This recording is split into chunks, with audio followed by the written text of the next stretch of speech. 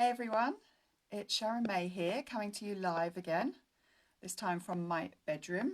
The lighting is all a bit peculiar, so apologies for that. It's quite late over here in the UK, and I figured I really need to get this done now, or else I won't do it, and I do not want to fail. So we are on day 9 of my 14-day challenge with Ray Higdon and his group of rank makers. And today I'd like to speak to you tonight actually. It's weird actually speaking this time of night. I'm going to bed in a minute. I'd like to have some ways to actually overcome overwhelm.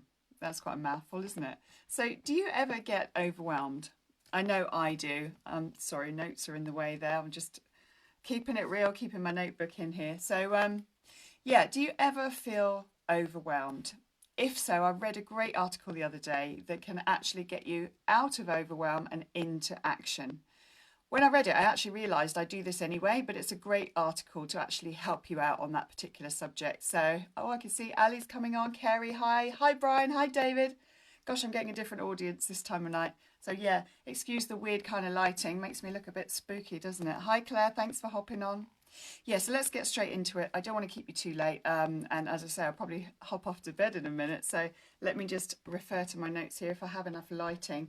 So what it is, you want to create what's known as a white space or white mental space in your mind.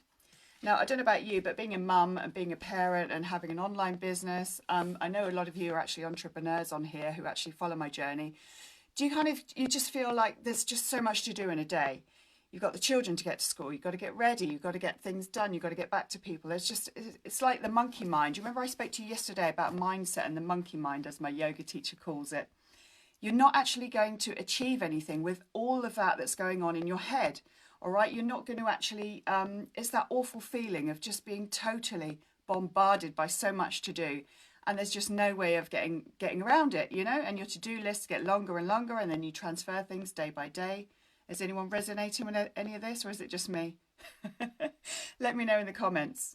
So yeah, what we want to create is something called white space in our mind. What is that? That's basically taking everything out of your mind, or everything that's going on inside, in your mind, in your heart, down onto a piece of paper. You're not going to get anywhere unless you can clear that white space in your mind, and it works really well. Some people refer to it as a brain dump. Have you heard of that? Brain dump? So what I want you to do for at least 5 to 10 minutes, no stopping, no thinking about things properly, just write everything that's keeping you awake at night, everything you're worried about, everything that's on your to-do list that you think, I've got to do this, I've got to do that, I've committed to this.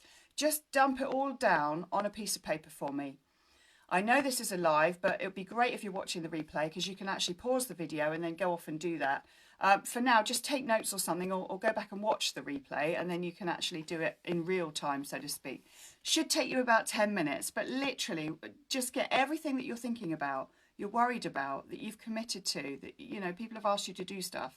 And you're like, oh, and you're really worried and anxious about it. Get it out of your head and onto a piece of paper. Okay, so that is the first thing. That is the first exercise I'd like you to do. Let's just refer to this just to check I'm not missing out anything. Okay, the second part of the exercise is I'd like you to get a big pen, black pen, whatever, thick marker, and I want you to put a big line through things that are on that list that are completely out of your control. Okay, does that make sense to you? So things you can't actually change. Now, the lady in the article actually referred to an example, so I'll do the same for you. She said, for example, if you want, I don't know, it could be you want your mum to love you more, your dad to love you more, your spouse, your partner, your sibling, I don't know, all right? You cannot change that person. You cannot make that person feel a certain way about you. It's not going to happen. So that is something that is out of your control. Okay, so if you have anything on your list that you cannot control, you know, in business, for example, if you have a goal and you're maybe looking to sell, I don't know, let's pick a round figure, 100 grand's worth of program or product or a service or an opportunity to somebody, and that's your goal, then of course you can put things in place. You can't actually make people buy from you. You can't force people. You can't, you know, take their money off them unless you're going to steal their credit card or something, which is totally illegal. So we won't go down there. But do you see the difference? Do you see what I'm saying? If you have a goal, you're in business and that's what you want to sell, there are things you can do. For example, have a great marketing plan. You can put an advertising campaign in place. You can be specific about how many people per day you speak to, how many people you reach out to. So do you see the difference? So things that you cannot control that are on your list, I want you to put a big black line through. Okay, so cross those out. That's going to take you at least 5 minutes, I reckon. Yeah, so go down, just look at each one and just say, is that within my control or is that not in my control? So cross out the ones that are you just cannot control. So that's part 2 to the exercise. So we've covered that. Okay, so buying control we've done. So now that you've got your big list with all the lines going through it, there should be a few things left on there. Now, the last thing, because we're stripping this basically right down, you know, to take that overwhelm away from you. So the last thing I want you to look at, take a look at your list with all the lines on it so far. You should have lots of lines on there. If you don't, go back and do what I've just said because it will help. The last things I want you to look at are things that don't excite you, things that you're not excited about, things you're not passionate about, things that don't float your boat or put a fire in your belly, okay? The things that you've said to yourself that you're going to do, but actually you're not. So things like, I don't know, again, I don't know what's on your list, but for example, you've said to yourself, right, I'm going to learn another language. You know, you might go to Spain, you might go to Europe and think, yeah, I'm going to learn Spanish, I'm going to learn Italian, but you've done nothing about it. You've booked no lessons, you've bought no courses, you know, you haven't put anything in place. I want things like that make you feel a bit, actually, I'm not going to do it. Let's be honest. Get honest with yourself and put a line through those. All right, so she got another example here. Doesn't float your boat. Anything you feel guilty about or anything you've committed to that you just think, actually, no, I don't want to do that. I'm not going to do that. Maybe if it's business side of things, that you've thought, yes, I'm going to collaborate with that person. I really want to meet them. I want to see them. But again, you've done nothing about it. You haven't emailed, you haven't phoned, you haven't sent a message, and you know you're not going to. And the reason you said that was because you were just being nice to them or to somebody else. Does that make sense? So things that you're not excited about, you're not interested in, you're not passionate about, get them off the list. Just put more lines through it. And that's it. So basically what you are left with on that list. So first of all, you've done the brain dump. The second part is basically you've actually put lines through things that you cannot control.